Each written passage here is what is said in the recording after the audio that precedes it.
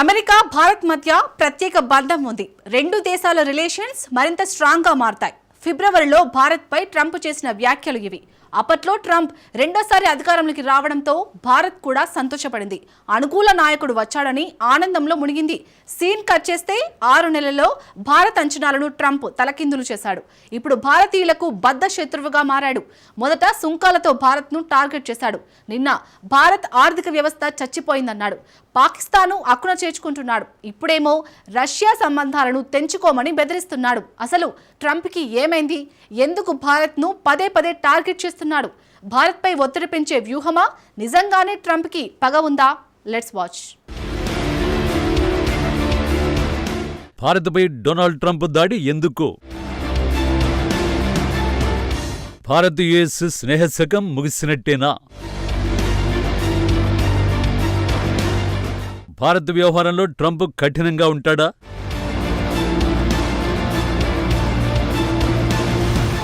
మొన్నటి వరకు Donald Trump అంటే భారత్లో క్రేజ్ ఉండేది. కానీ ఇప్పుడు అదే ట్రంప్ భారతీయులకు ప్రధాన శత్రువుగా మారాడు. అసలు ఎందుకు ట్రంప్ ఇలా మారిపోయాడు? భారత్ను ఎందుకు అమెరికా అధ్యక్షుడు టార్గెట్ చేస్తున్నాడు? డొనాల్డ్ ట్రంప్ అమెరికా అధ్యక్షుడిగా ఉన్నప్పుడు పరిస్థితులన్నీ సాధారణంగా కనిపించాయి. ట్రంప్ రాకతో సంబంధాలు మరింత బలపడతాయని భారత్ బలంగా విశ్వసించింది. ట్రంప్ ముందు నుంచి భారత సుంకాలపై విమర్శలు చేస్తున్న మోడీ విషయంలో సానుకూలంగా ఉన్నారు. అమెరికా భారత్ మధ్య ప్రత్యేక బంధం ఉందని ఫిబ్రవరి 13న అదే ట్రంప్ చెప్పాడు. ఒకటి ప్రపంచంలోనే పురాతన ప్రజాస్వామ్యమైతే మరొకటి అతిపెద్ద ప్రజాస్వామ్య దేశమని అమెరికా భారత్ను ట్రంప్ కొనియాడాడు. గతంలో కంటే రెండు దేశాల మధ్య బంధం మరింత బలంగా మారుతుందన్నాడు. డొనాల్డ్ ట్రంప్ అధ్యక్షుడిగా ఎన్నికైన తర్వాత కలిసిన తొలి విదేశీయ నాయకుడు ప్రధాని మోడీనే. ఇరువురు సమావేశం తర్వాత రెండు దేశాల బంధం మరో లెవెల్కు వెళుతుందనుకున్నారు. కానీ 6 నెలల్లో పరిస్థితులు పూర్తిగా తలకిందులైపోయాయి. ఇరు దేశాల మధ్య వాణిజ్య ఉద్రిక్తతలు నెలకొన్నాయి. ఇప్పుడు భారత్ను పదే పదే ట్రంప్ టార్గెట్ చేస్తున్నాడు. సుంకాలు, జరిమానాలు, సెకండరీ టారిఫ్స్ విధిస్తామంటూ బెదిరిస్తున్నాడు. అంతేకాదు ట్రంప్ పిచ్చి పీక్కు చేరుకుంది. ఏకంగా భారత ఆర్థిక వ్యవస్థ చచ్చిపోయిందని అమెరికా అధ్యక్షుడు సెలవిస్తున్నాడు.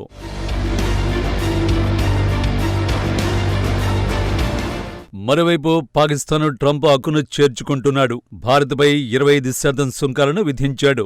ఇప్పుడు మాస్కోతో సంబంధాలను కట్ చేసుకుంటావా లేదా అంటూ భారత్ను ట్రంప్ బెదిరిస్తున్నాడు. అసలు భారత్తో డొనాల్డ్ ట్రంప్ ఎలాంటి గేమ్ ఆడుతున్నాడు? ఎందుకు భారత్పై పగబట్టాడు? భారత్ను ట్రంప్ టార్గెట్ చేయడానికి 4 కారణాలున్నాయి. మొదటిది దృష్టి మళ్లింపు వ్యూహం. అధ్యక్షుడు ట్రంప్ అన్ని విధాలుగా వైఫల్యాలను ఎదుర్కొంటున్నాడు. ఈ విషయంలో ప్రపంచం దృష్టిని మళ్లించేందుకు ట్రంప్ తంటాలు పడుతున్నాడు. ఇప్పుడు ఎప్స్టీన్ ఫైల్స్ పై అమెరికాలో ట్రంప్ను తీవ్రంగా విమర్శిస్తున్నారు. ఉక్రెయిన్ యుద్ధం విషయంలో ట్రంప్ను రష్యా అధ్యక్షుడు వ్లాదిమిర్ పుతిన్ ఓ ఆట ఆడుకున్నాడు. గాజా యుద్ధంలో ట్రంప్ను నెతన్యాహు బాగానే వాడేసుకున్నాడు. పైగా సుంకాలపై ప్రపంచ దేశాలతో పాటు అమెరికన్లలోనూ ఆందోళన వ్యక్తమవుతోంది. ఈ నేపథ్యంలో ట్రంప్ పరువు పోకుండా కాపాడుకోవాలని యత్నిస్తున్నాడు. ఇప్పుడు ఎవరో ఒకరు బలిపశువు దొరకాలి. అందుకు భారత్ను ట్రంప్ ఎంచుకున్నాడు. భారత్నే ఎందుకు ఎంచుకున్నాడు అంటే భారత్ అంటే ట్రంప్ మద్దతుదారులకు అస్సలు గిట్టదు. అమెరికాలోని భారతీయులపై జాత్యహంకార దాడులకు దిగుతున్నారు. వర్కింగ్ వీసాల సంఖ్యను తగ్గించాలని ట్రంప్ సపోర్టర్లు డిమాండ్ చేస్తున్నారు. అయితే డిమాండ్కు మొదట్లో ట్రంప్ ఫుల్ స్టాప్ పెట్టేశాడు.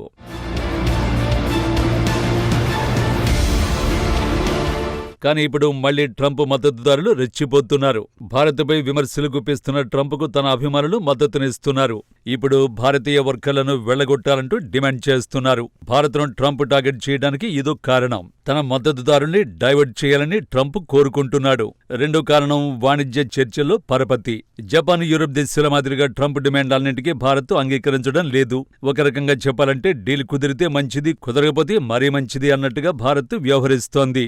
ట్రంప్ ఒత్తిడి వ్యూహాలను భారత్ తోసిపుచ్చింది. భారత వ్యవసాయ పాడి మార్కెట్లో అమెరికన్ ఉత్పత్తులు దించాలని ట్రంప్ తీవ్రంగా ప్రయత్నించాడు. అందుకు భారత్ తిరస్కరించింది. బహుశా రష్యా సముద్ర దిగుమతులపై ట్రంప్ టార్గెట్ చేయడం కేవలం భారత్ను తన ముందు మోకరిల్లేలా చేసుకోవడానికే అయి ఉండొచ్చు. నిజానికి వాణిజ్య చర్యలు తనకు అనుకూలంగా ఉండేలా ట్రంప్ ఒత్తిడి తెస్తాడు. ఇలాంటి ప్రయత్నాలు ఇటీవలి కాలంలో చాలానే జరిగాయి. నేటో విషయంలో ట్రంప్ ఏం చేశాడో చూడండి. నేటో కూటమిపై పలుమార్లు ట్రంప్ విమర్శలు చేశాడు. నేటో మిత్ర దేశాలను తాము కాపాడలేమంటూ తేల్చి చెప్పాడు. ఇలాంటివన్నీ ఒత్తిడి వ్యూహాలు మాత్రమే. నేటో దేశాలు రక్షణ బడ్జెట్ను పెంచాలని ట్రంప్ కోరుకున్నాడు.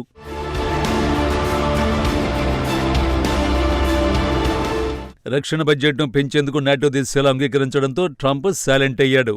ఆ తర్వాత నాటో సదస్సులకు నవ్వుతూ అమెరికా అధ్యక్షుడు హాజరయ్యాడు. బహుశా భారతపైన ఇలాంటి ఒత్తిడి వ్యూహాలను ట్రంప్ అమలు చేస్తూ ఉండొచ్చు. మూడో కారణం ఏంటంటే తనను తాను కఠినమైన వ్యక్తిగా చిత్రీకరించుకునేందుకు ట్రంప్ యత్నిస్తున్నాడు. నిజానికి రెండోసారి అధికారంలోకి వచ్చిన తర్వాత కఠినంగా ఉంటున్నట్టుగా చూపుకునే ప్రయత్నం చేస్తున్నాడు. నిజానికి శత్రువుల విషయంలో కఠినంగా లేడు, కేవలం భాగస్వామ్య దేశాలపైనే తన బెదిరింపులకు దిగుతున్నాడు. ఉక్రెయిన్ అధ్యక్షుడి విషయంలో ట్రంప్ ఏం చేశాడో ఒకసారి గుర్తు చేసుకోండి. వైట్ హౌస్ కు జెలెన్స్కీని పిలిచి మరీ ట్రంప్ అవమానించాడు. కెనడా విషయంలోనూ ట్రంప్ దూకుడుగా వ్యవహరించాడు. పొరుగు దేశ ఆక్రమణకు ప్లాన్ వేశాడు. 51వ అమెరికన్ రాష్ట్రంగా కెనడాను గుర్తిస్తామన్నాడు. జపాన్ను సైతం అలాగే బెదిరించాడు. తమ బియ్యాన్ని దిగుమతి చేసుకోవాల్సిందేనని తెగేసి చెప్పాడు. నిజానికి అమెరికాకు ఇలాంటి ఎత్తుగడలు కొత్తేమీ కాదు. కానీ ఈసారి ట్రంప్ అందరినీ బెదిరించాలని యత్నిస్తున్నాడు.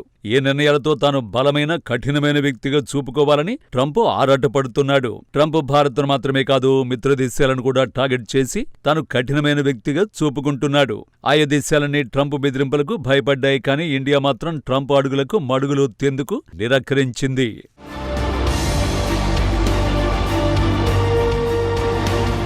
భారత్ను ట్రంప్ టార్గెట్ చేయడానికి నాలుగో కారణం ట్రంప్ టెంపరితనం. ట్రంప్ ఊహించుకున్న ప్రపంచంలో ఏదీ శాశ్వతం కాదు. చాలా అమెరికన్ మిత్ర దేశాల్ని ట్రంప్ శత్రువులుగా చూస్తున్నాడు. ట్రంప్ సంబంధాలన్నీ లావాదేవీలపైనే ఆధారపడి ఉంటాయి. గతంలో ఆయా దేశాలు ఏంటి, అమెరికాతో ఎలా ఉన్నాయి వంటి అంశాలను ట్రంప్ అస్సలు పట్టించుకోడు. ఇప్పుడు ఆయా దేశాలతో తనకు ఏం ప్రయోజనం ఉందనేదే ట్రంప్ చూస్తాడు. ఉక్రెయిన్తో ట్రంప్ సంబంధాలని చూడండి. వైట్ హౌజ్లో జెలెన్స్కీని ట్రంప్ తిట్టిపోసిన తర్వాత ఉక్రెయిన్ పని అయిపోయిందని అందరూ అనుకున్నారు. ఇరు దేశాల మధ్య సంబంధాల పునరుద్ధరణ అసాధ్యమన్న భావన కలిగింది.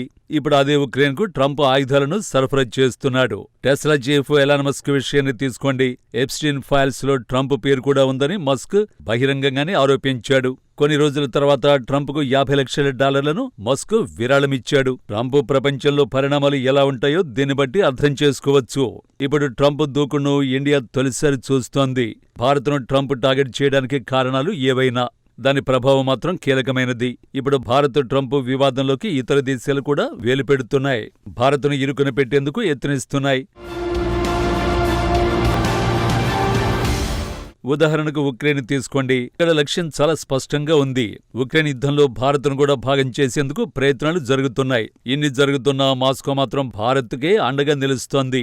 భారత్తో సంబంధాలను మరింత స్ట్రాంగ్ గా మార్చుకునేందుకు యత్నిస్తున్నారు. ట్రంప్ బెదిరింపుల్ని క్రెమ్లిన్ ఖండించింది. భారత్పై చట్టవిరుద్ధంగా ఒత్తిడి తెస్తోందని రష్యా ఆరోపించింది. తాజా పరిణామాలపై భారత్ అప్రమత్తంగా ఉండాలి. ఎందుకంటే భావోద్వేగాలకు గురవడం ఈజీ, కానీ ప్రపంచానికి పెద్దన్నగా భారత్ ఎదగాలంటే ఇప్పుడు జాగ్రత్తగా వ్యవహరించాల్సిన సమయం ఆసన్నమైంది.